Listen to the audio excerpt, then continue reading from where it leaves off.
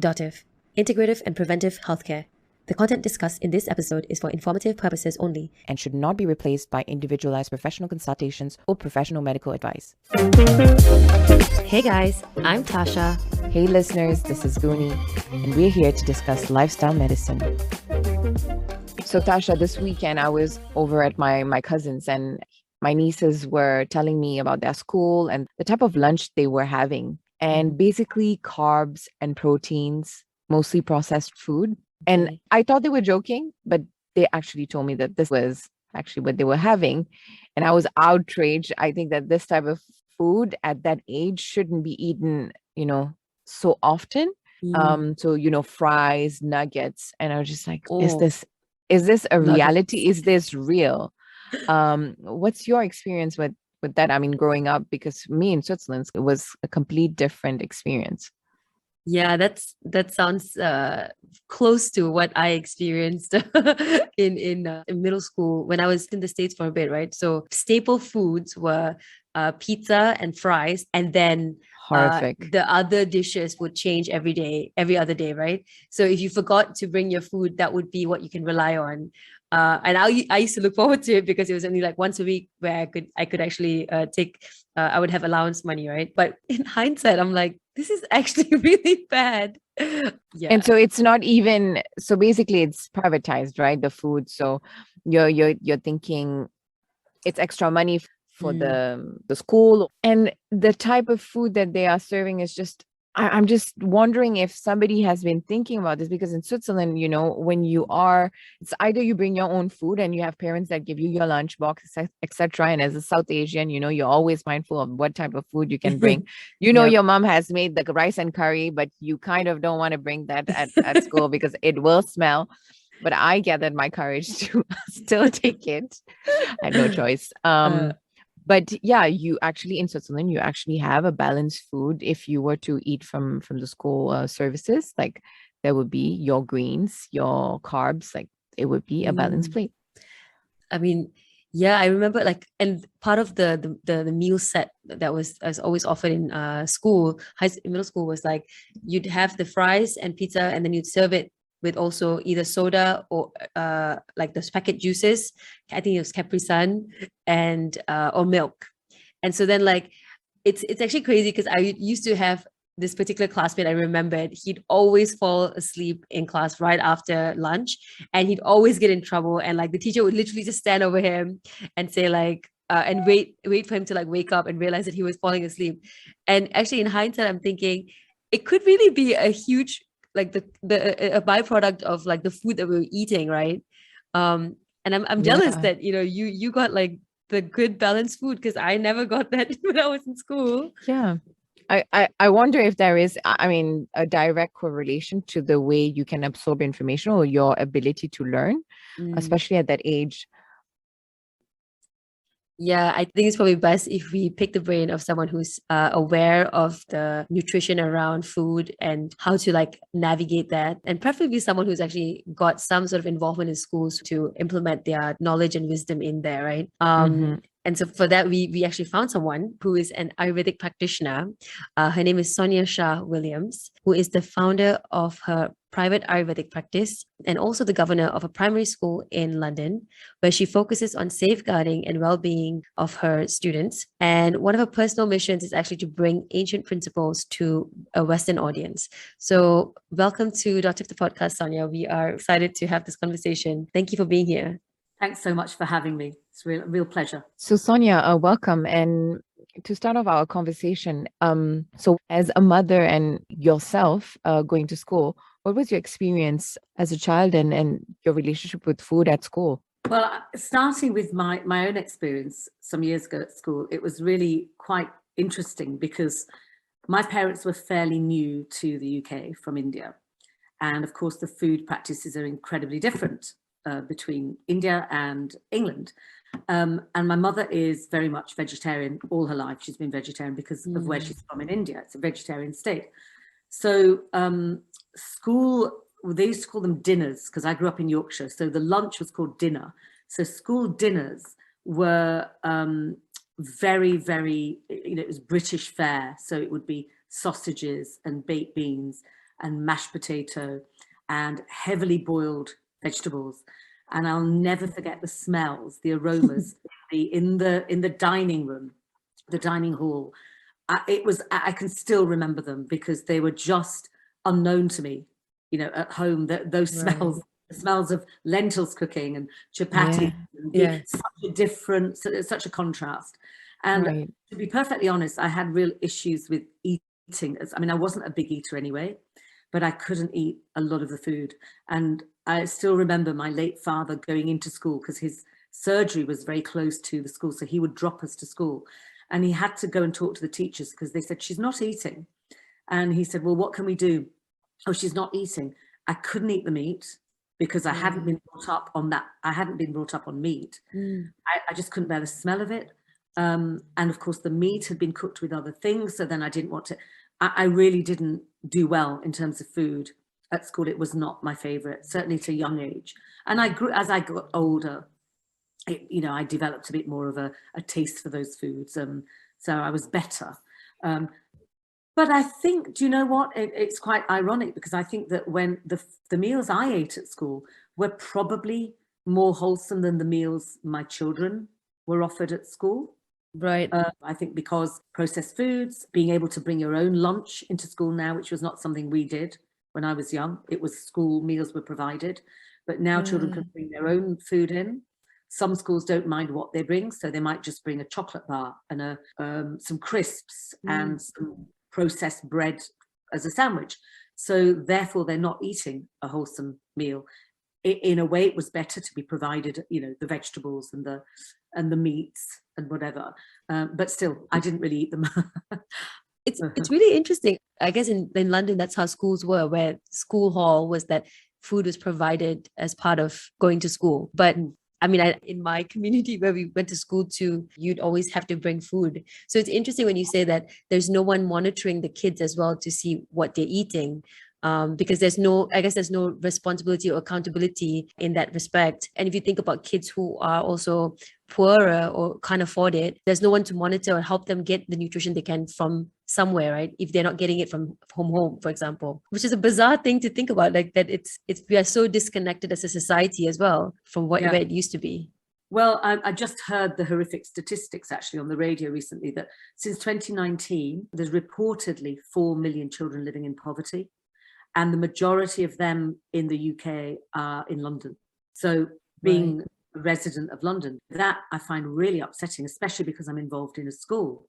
And there's children from all different backgrounds in most London schools. So, there are going to be a number of children who are just not being fed a wholesome diet, not through the fault of the parents, but, parents working, going out early, no time, they're tired, that no time for breakfast, and so on and so forth. And so they're starting their school day without any nutrition whatsoever. I've heard children in the school that I'm involved in actually say, oh, I'm really hungry for my lunch. And I'll say, oh, why are you really hungry for your lunch, do you think? Oh, well, what did you have for breakfast? Oh, I didn't have any. Wow. Yeah. That is really sad. That's really sad to hear. Part of their learning of the day, or their lack of learning of the day, or their lack of focus, or their lack of joy because they haven't actually had any proper nutrition. And they're growing, so there's so much of nutrients that they need to have. But so we've talked about one of these gaps, which is actually kids not having proper food from home. But what do you think is the gap that the current structure at school is having as a governor and someone who has a background in Ayurveda? I think that not enough importance is given to wholesome nutrition in modern life. I think we've lost the ability to understand the basics of life for a human being on this planet and what is available in terms of food that grows for us to, it's a gift for us to be able to use.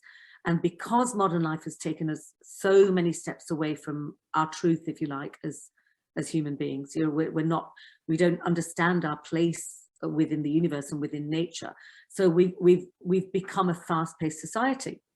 And of course, in a fast-paced society, we want fast food. We don't want to take the time to prepare, to cook, to smell the aromas in the kitchen, to understand the different nutrients just through that instinct that human beings have got, that knowledge that we need. We need grains, we need cereals, we need vegetables, we need the healthy fats. We've lost the ability to understand what all those foods are.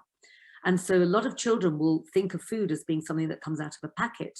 Yeah, and I think drawing back to what happened between your meals and the meals of your children, for example, I think it's the consumerism and thinking of cost and how do we actually reduce the cost. And as you said, it's a lack of prioritization and nutrition not being at the forefront of where these decision-making bodies are not including nutrition. And that's very sad to hear, actually, because my nieces were saying how they come back and they're hungry. For me, this is really heartbreaking to hear. Yeah, it is. I guess part of it is the fast-paced society, but it's the fact that even parents, they can't even contribute to the process because they themselves are already overworked. They don't have capacity, and then they have to care like emotionally for themselves and their children, and then put healthy food on the table. I mean, if we are privileged enough, I guess we can actually get help. But for those who can't, how would they even start? Yeah, it's such a huge problem because there's no one area to blame, if you want to call it blame. It's not about blame, but it's about how we've become accustomed to this way of living, which is, oh, well, we'll just grab something on the go, and the beauty of Ayurveda and the beauty of, I want to say, people living in India, because to me that that's the link. Ayurveda is very much India and India is very much Ayurveda. So people in India, and I'm saying, the women, the mothers who are primarily cooking the meals, without actually even thinking about it or reading about it, they know about a balanced diet. They know about balanced meals. They know about seasonal food. They know about what will be healthy in the winter compared to the summer or the spring. And for that reason, I feel very lucky as an Indian person growing up in an Indian household that I've had those nutrients. Yeah, no, definitely. And I think that, breaking down the word Ayurveda, which is life knowledge of and life. and so we position it today as like, medicine or natural medicine, but it's actually your knowledge of what's around you, your environment, the nutrition that you're going to give. And as you said, even growing up as a South Asian kid in your household, this is embedded in the way you live your life. And seeing kind of the West potentially lacking some of these things. And it's interesting with your background and having this primary school appoint you as a governor. If you could ideally implement some of the Ayurvedic principle to the school or to a primary school, what would you do? Well, first of all, I would want to ensure that the parents and the teachers know about routine, because in Ayurveda, routine is key.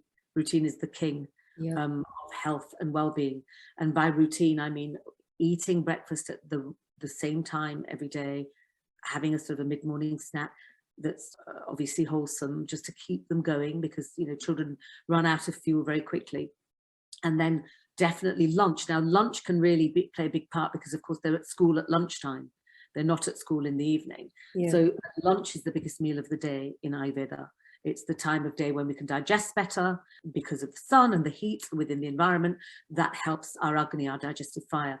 I think the thing is to sit down collectively, to enjoy the collective experience of honoring the food that they're eating, to have the joy of the different tastes and the smells, sitting at the table and really chewing their food, having a very wholesome, right across the board, all the nutrients, all the macronutrients, all the micronutrients have to be there, present in every meal. And we in Ayurveda, we talk about the 6 tastes, and every meal should ideally have the 6 tastes within them, in order for us to not be lacking in any of the tastes and therefore lacking in any of the nutrients, and also stop cravings. So, we said about your nieces starving when they get home. Might not be because they didn't eat enough. They may have just eaten too much of the wrong nutrients or not enough of the right nutrients. And so for me, it would be about routine. What time are they having their lunch?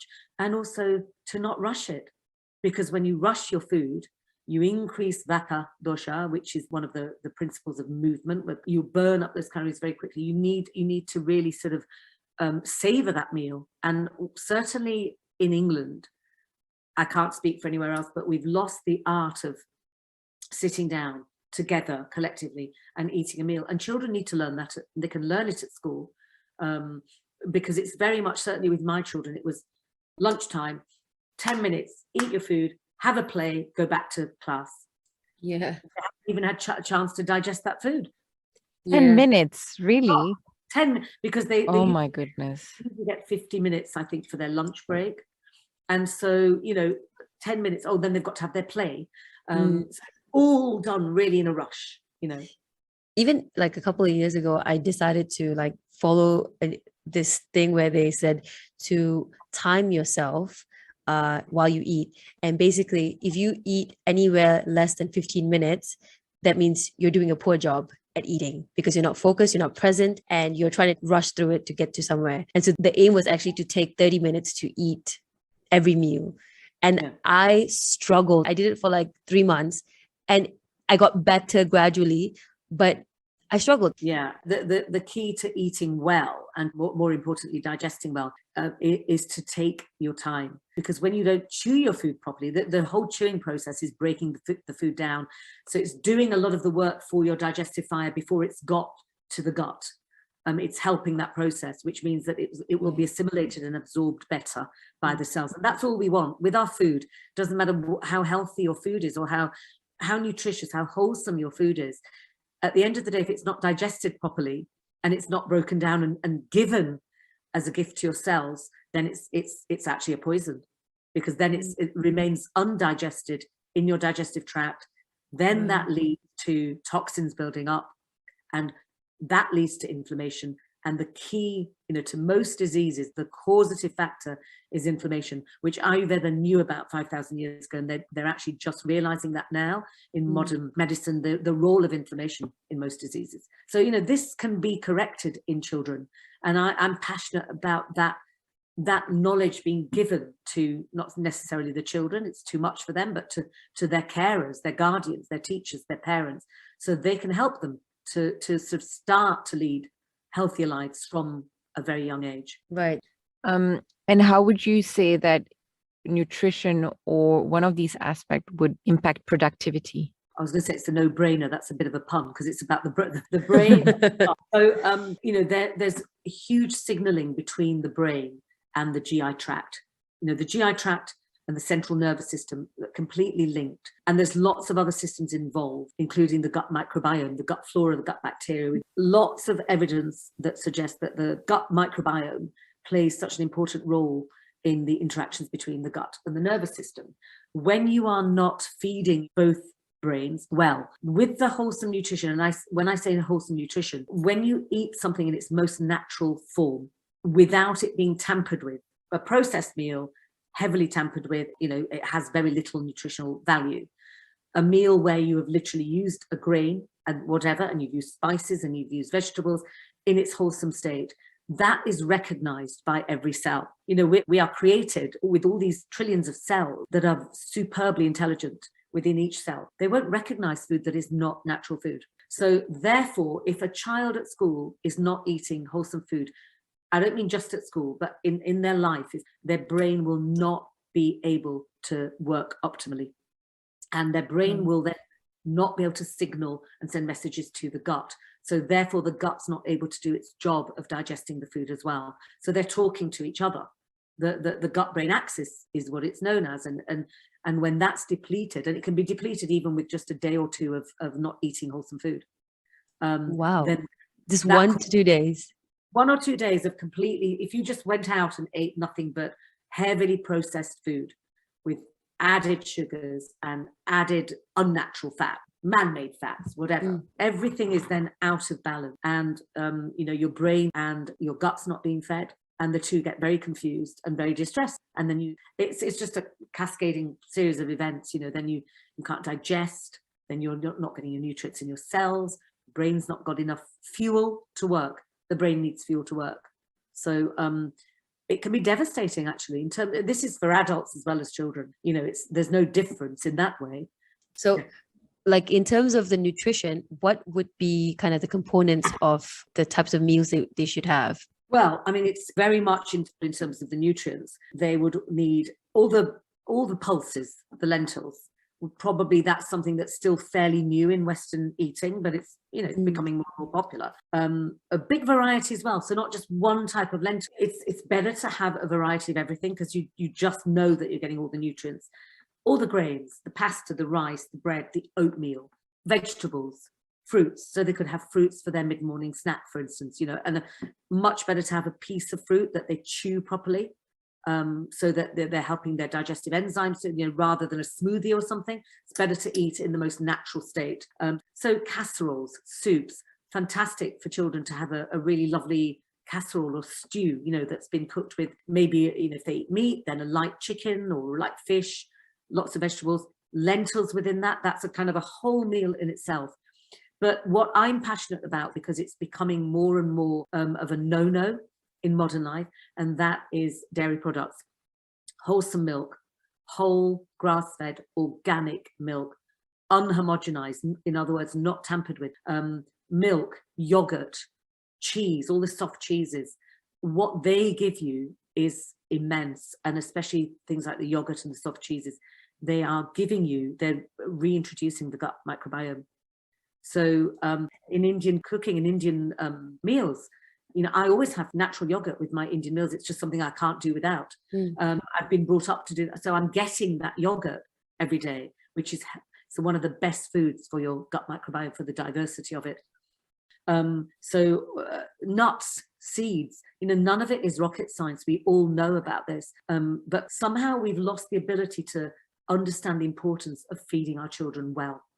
You know, we've become very involved in our own health. Oh, I must eat a healthy meal. I must go and get a smoothie. I must eat my 5 a day or whatever. And we're sort of forgetting that it starts with the children. And in Ayurveda, there's a root cause to everything, and there's a cause and effect. And I would say the root of society is the children. They're the youngest. And if it starts with them, then they'll go on to be better, you know, healthier adults. Yeah.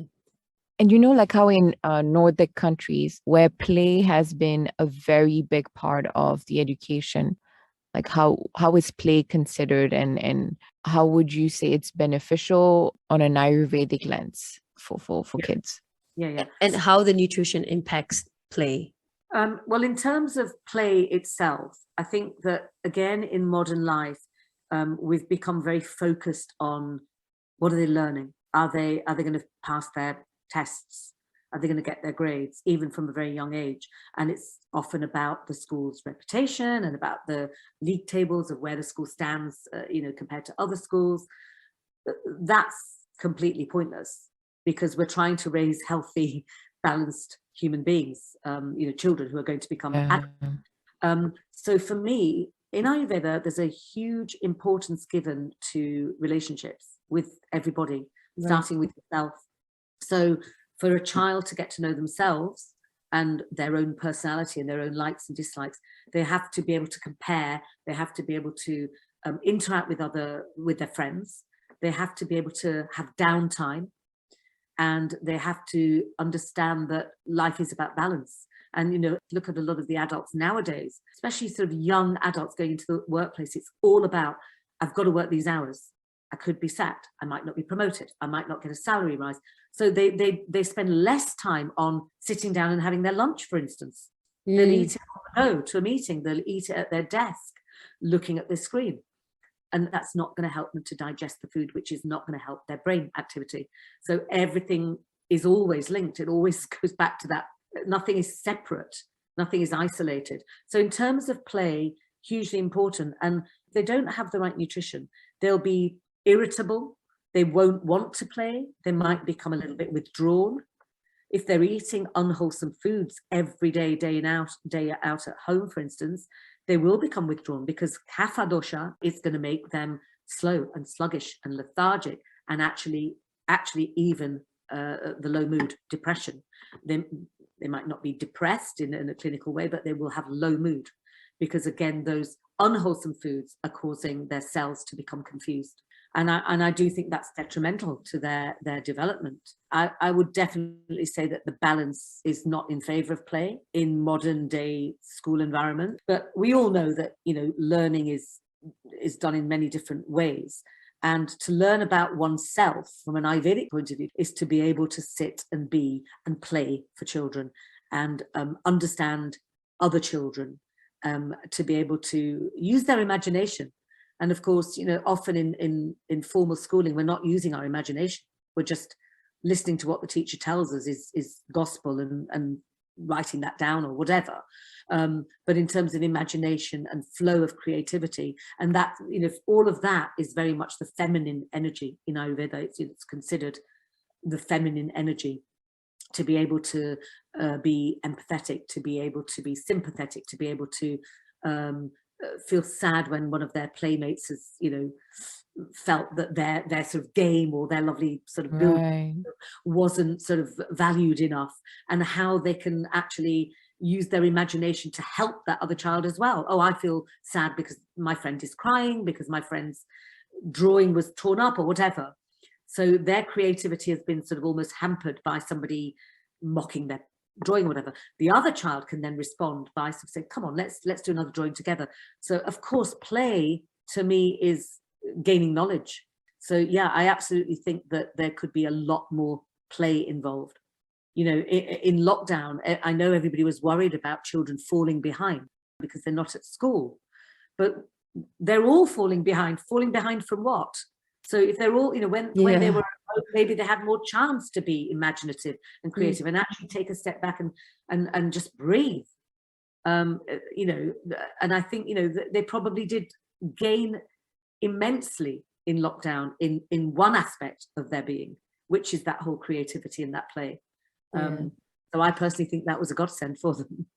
So, yeah. And would you say play might emphasize or bring up one of those doshas? Because instinctively speaking, I would think that maybe play could help with the vata dosha, which is a bit more about creativity and, imagination. So I'm thinking, to be able to balance all these doshas as you go at school, do you think that this is something that could actually help them and also ultimately help them with productivity at school? Yeah, absolutely. I mean, children are in the kapha stage of life.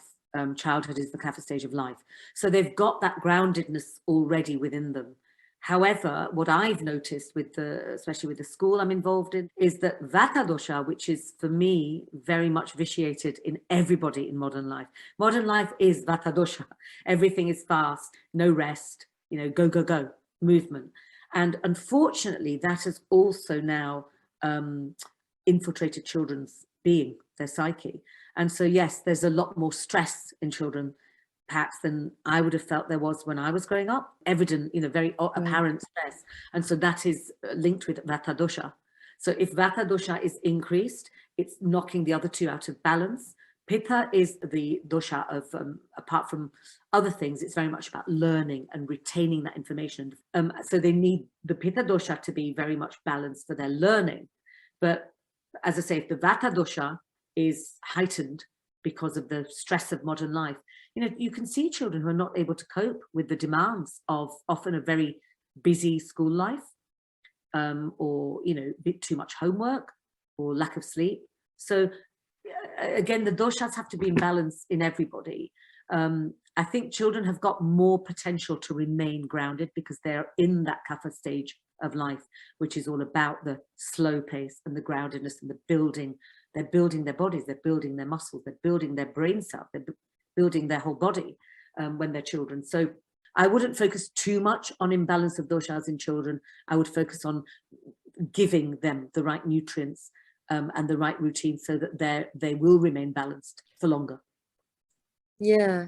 And I guess to kind of close off this entire conversation around how you would approach, implementing this sort of principle and mindset in a school, what would you say is a key message you want to send to maybe if there was another principal of a school listening or parents, what would you say they could focus on as one thing in thinking of nutrition for their kids differently?